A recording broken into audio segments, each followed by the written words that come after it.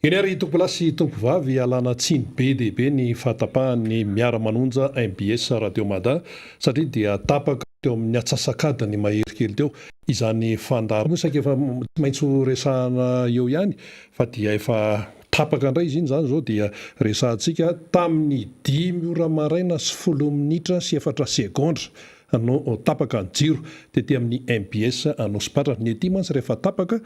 dia soratana mihitsy hoe tam'izao no tapaka dia tam'izao no niverina rehefa tapaka zany jiro zany dia nalefa tamin'ny fomba hafa zany dia nandeha teo ny émission antsika kanefa dia nisy fiatraikany amin'ny lafiny teknika maro samihafa dia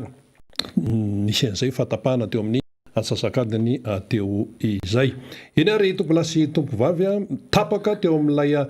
fitondrano ny antokotiko Madagasikara fanampiana ireo niarambona vokatry ny fiakaran'ny rano be mangeny eny teny afaradrano iny ny fandarantsika teo aloha averintsika kely izy iny dia ny fitondrana fanampiana zany sora indray no nisitraka izany fanampiana izany avy amin'ny filomarika Ravalamanana.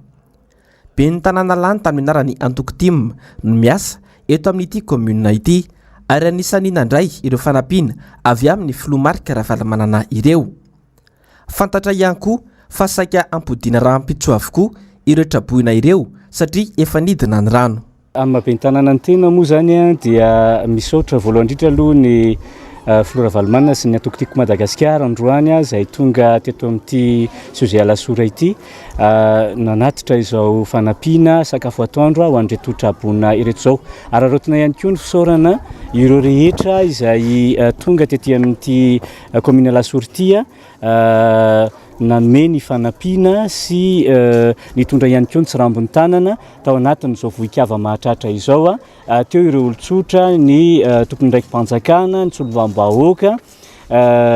dia samy nitondra ny anjara birikiny avy tato anatin'ny fiatrehana ity loza voajanahary ity. Manomboka androany zany dia ifandamina ny eto amin'ny commune Alatsinainy ny amin'ny fampidiana ireo trabona ho an'ny rahampitso satria efa nidina ny rano ary efa hitana ihany koa fa efa azo hipetrahana ny akamaroan'ny trano ireo trabona dia no fandaminana zany izahay ny amin'ny fampidiana ireo trabona ireo manomboka rahampitso. Nijoro hatrany ary teo anilan'ny vahoaka malagasy hatrany ny Antokotim sy ny filoham-pirenena teo aloha marika Ravalamanana. Ny tima tokoa mantsy dia tsy mitsinjo afa-tsy ny sosialim-bahoaka. Raha mahafantatra izay taria président Marika Ravalamanana dia na dia tsy eo amin'ny fitondrana ary dia mandray anjaikitra sy mandray anjara biriky foana amin'ny atao hoe vona mahazo ny olom-pirenena ohatran'izao. Eny na amin'ny fahasiaranana hafa dia mijoro sy miatrika foana ny Antokotiko Madagasikara satria filoha Marika Ravalamanana moa zany dia tena hoe mijery sy tena hoe manahoana ny fiainan'ny vahoaka malagasy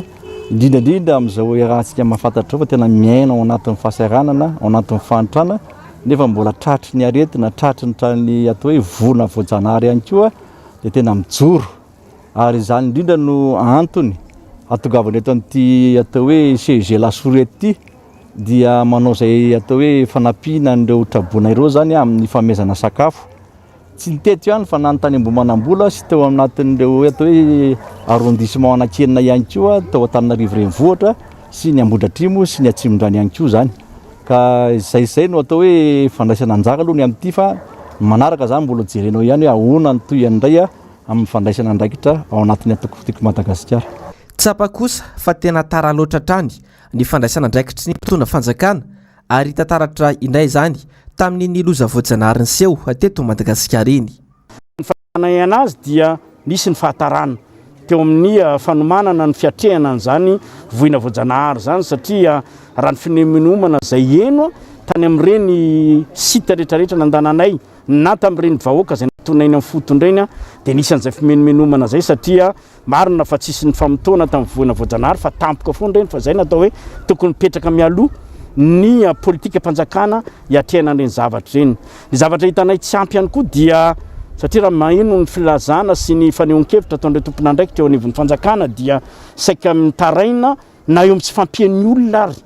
satria raha tsy laza fotsiny eo anivon'ny BNZRC zay nilaza fa tsy misy afa-tsy roapolo amby zato eo izy ny mpiatsehatra ao anatin'izay dia tsy asahana mihitsy ny Madagasikara ray manontolo. Dia izay dia matsapa fa ny amin'ny fotoan'andro ohatran'izao ny tokony anehoany fitondram-panjakana ny firaisan-kina ny malagasy hanentana anazy amin'ny atonjona hoe appel à la solidarité nationale. Marina fa vao tamin'ny filan-kevitry ministra tamin'ny larobia teo moa no namoahana n'ilay décret ametrahana ny eo anatiny ina moa zany état d'urgence ataontsika hoe catastrophique tsika fa le appel national mihitsy amin'le fifanomezan-tanany samy malagasy tsy tokony atao henatra ho antsika malagasy no miangavy ny fifanomezan-tanana na amin'ny alalan'ny fikambanana na ny antoko politika fa ity araka ny lazaiko teo hoe tao-trano tsy vitany rery ary asa vadi-drano tsy vita ka tsy fanakona. Anjato moa ireo trabony anazy izao fanampiana teto amin'ny CEG Alasora androany izao. Arak'izany hitantsika tsara ilay fomba fiasa zany ny antonivon'ny fanjakana dia araka ny nambarany mpandrindra nasionala ny tiako Madagasikara tamin'ilay interview teo hoe atara ny fandraisana andraikitra misy tsy fiomanana sinsisa ny tiako Madagasikara indray ataony mbadika ato avy hatrany dia mandray andraikitra tsy mitamatama amin'ny andraikitra zay tokony ho raisina fa teny ambomanambola ihany koa satria moa ny vahintsika eto ny député Jerira Andremolaina solombavam-bahoaka lanitamerana ny tiako Madagasikara teny amin'ny distrika ny Avaradrano dia ny teny amin'ny commune ambomanambola ihany koa teny hitondrana an'izay voatsirambon'ny tanana izay avy amin'ny tiako Madagasikara tarihan'ny filohany ny président Marc Ravalomanana ndeha aloha rahantsika indray ny teny ambomanambola dia avy eo isika anohy ny adevitra sy ny famakavakana iarana ny député Jerira Andremolaina Janoary.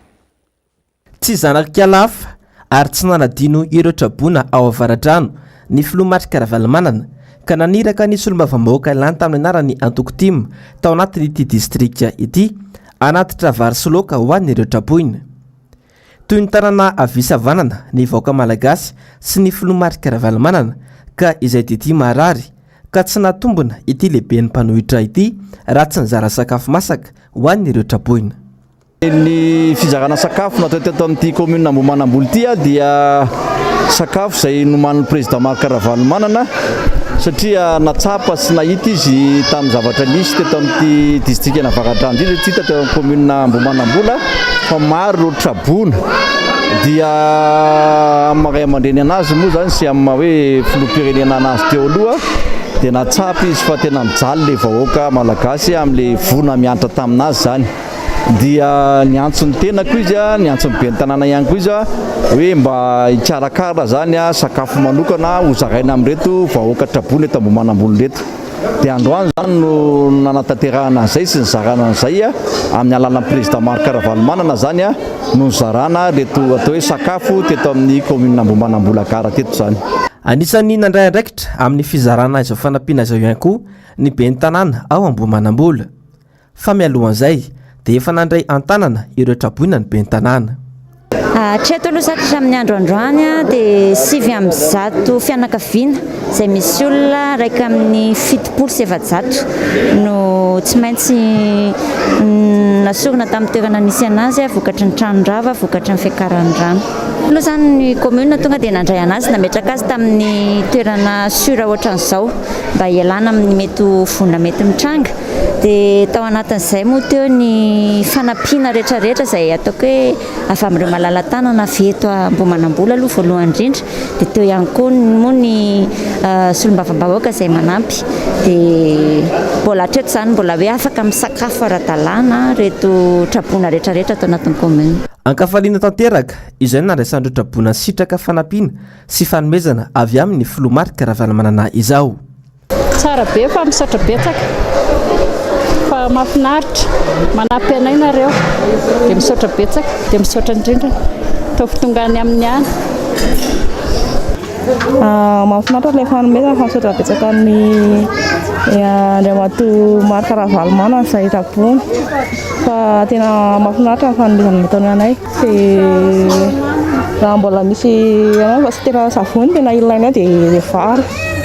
Za zany dia misaotra betsaka amin'ny président Ravalomanana filoham-pirenena teo aloha fa mbola nijinjo ny madinika izy ary tsy nanadino anay. Raha ohatra nazy daholo ny filoham-pirenena dia tena nahatsapa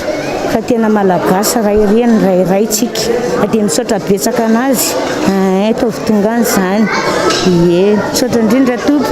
Ie. Commune maro ao anatin'ny distrika Navaradrano no isitraka izao fanampiana izao fa ho an'ny androany dia ny tao amin'ny fokotany Ambohimanambolagara sy ny tao Ambohibato. Ny tao amponin'ny reny olona trabony reny no navoakany teo ary dia hoe atao fitonga any amin'ny filoha Marc Ravalomanana izany fisaorana izany dia azo antoka fa efa tongany izany ary mieno dia mieno